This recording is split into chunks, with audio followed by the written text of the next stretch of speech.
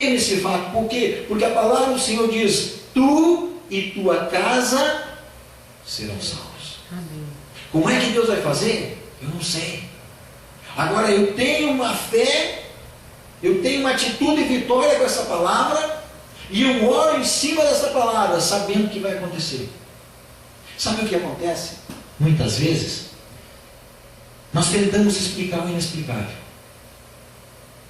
Muitas vezes nós pegamos um versículo e tentamos fazer ele dizer aquilo que ele não diz, ao invés de nós tomarmos ele na sua essência e crermos como está escrito nele. Se a Bíblia diz: tu e tua casa serão salvos, quem vai ser salvo? Tu e tua casa. Senhor, basta para mim. Basta para mim. Não precisa o Senhor dizer mais nada. A tua palavra diz que eu e minha casa seremos salvos. Basta. Eu vou crer. Eu vou andar nisso aqui. Vou tomar uma posição de fé quanto a isso aqui. Pode ser que estejam andando para qualquer lado hoje. Não interessa. Senhor, eu sei que isso aqui vai acontecer. Amados, pode nós estarmos reunindo um pequeno grupo hoje. Eu sei que Deus tem palavra de vitória. E que muitos se chegarão a nós. Eu vou andar nessa fé, eu vou andar nessa posição de vitória, eu vou andar orando desse jeito. Nós oramos aqui neste lugar por uma multidão de pessoas. Pode ter um, pode ter dois, pode ter cinco, pode ter 10, mas nós oramos por uma multidão de pessoas. Por quê? Porque nós temos uma posição de fé. E é nessa nossa posição de fé, amados, o diabo não pode nos derrubar. O diabo não pode nos derrotar. Tome uma posição de fé na tua vida. Ande com uma atitude de confiança. Ande com uma atitude de perseverança. Ande com uma atitude de vitória na tua vida. As pessoas podem até dizer assim: mas isso aí não vai dar certo. Vai dar. Eu vou orar a Deus e a coisa vai acontecer. Por quê? Porque eu tomo uma atitude de vitória. Eu sou mais que vencedor na palavra que o Senhor me deu. Pode estar acontecendo para a direita e para a esquerda. A Bíblia diz no Salmo 91: terá problema à tua direita? Terá problema à tua esquerda? Tu não serás atingido. Pode cair milhares ao teu lado, mas você não vai ser atingido segundo a fé que você tiver. Segundo a fé que você tiver na palavra de Deus.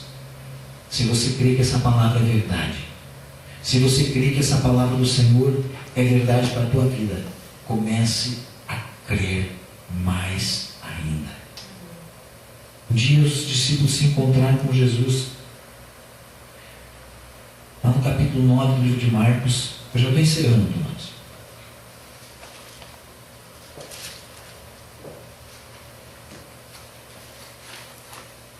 No capítulo 9, no versículo, a partir do versículo 14, mas lá no versículo, o que estava acontecendo ali é que Jesus tinha subido para o monte. Ele tinha ministrado com os discípulos. Aí ele pega e chama 3 junto dele ali, Pedro, Tiago e João, e sobe com eles ao monte. E lá no monte acontece a transfiguração, e ali eles veem Moisés e Elias. E ali Pedro já se preocupa em fazer ali tendas para eles, e aquela bênção que eles estavam ali. Quando eles descem do monte, quando Jesus desce no monte com Pedro, Tiago e João, eles chegam lá onde estavam os outros. O versículo 14 diz assim: quando eles se aproximaram, os discípulos viram numerosa multidão ao redor, e os escribas discutiam com eles. Havia acontecido um problema ali. Havia um homem que tinha trazido seu filho doente, seu filho possesso de demônios. Seu filho estava com um problema de epilepsia, ele era tocado, os demônios atacavam a vida dele, se manifestavam na vida dele, e ele sofria desde a enfermidade. E os discípulos não haviam conseguido libertar aquele jovem. E o versículo 23 diz assim, que Jesus fala para aquele homem: ao que lhe respondeu Jesus: se podes, tudo é possível ao que crê. Amém. Eu quero perguntar para você o seguinte: o que é possível ao que crê? Tudo. Tudo. O que é possível ao que crê? Tudo. Quem é que disse isso? Jesus. Hoje nós tivemos a alegria, porque a gente se diverte vendo essas coisas. Eu não sei se vocês viram hoje que entrevistaram um cidadão louco chamado Henrique Cristo na televisão. É um doido. Graças a Deus que o nosso Cristo não é ele. O nosso Cristo é soberano e está sentado no trono dele. Não num trono na frente de uma televisão, das câmeras de televisão, sendo ali adorado por um grupo de mulheres. E aquele homem tão fraco, tão pobre, e aquele homem, o repórter pergunta para ele como é que ele lembrava. Ele não lembrava de coisas de 30 anos atrás e conseguia lembrar de coisas de 2000 anos atrás. E aí ele dá uma desculpa totalmente fora do contexto. E um homem fraco, um homem pobre que não é o nosso Senhor. E aquele homem pode dizer o que ele quiser, que não vai acontecer. Mas o verdadeiro Jesus, o Emanuel, o Filho do Deus vivo, aquele que andou por essa terra, aquele que morreu na cruz do Calvário, que ressuscitou ao terceiro dia, aquele que tocou nos olhos do cego e ele ficou curado, aquele que tocou naquelas mãos que estavam ressequidas e aquelas mãos se abriram, aquele que ordenou os 10 leprosos a irem se aproximarem, a se apresentarem ao sacerdote e ficaram curados, aquele que ordenou que tirassem a pedra do túmulo de Lázaro e ordenou: Lázaro, sai para fora, e Lázaro saiu, aquele que tocou no esquife do defunto, do filho da viúva de Naim, que já estava sendo encaminhado para o cemitério, para enterrarem ele, e uma grande multidão o seguia, aquele que tocou no esquife e mandou aquele jovem se levantar,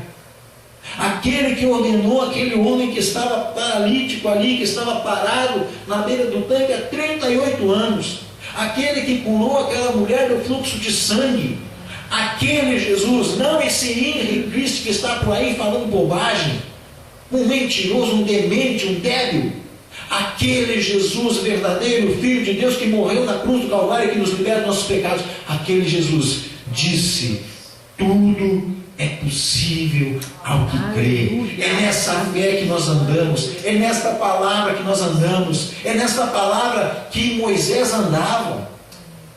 O interessante, nós nem comentamos sobre isso, mas o interessante, amados, é que no versículo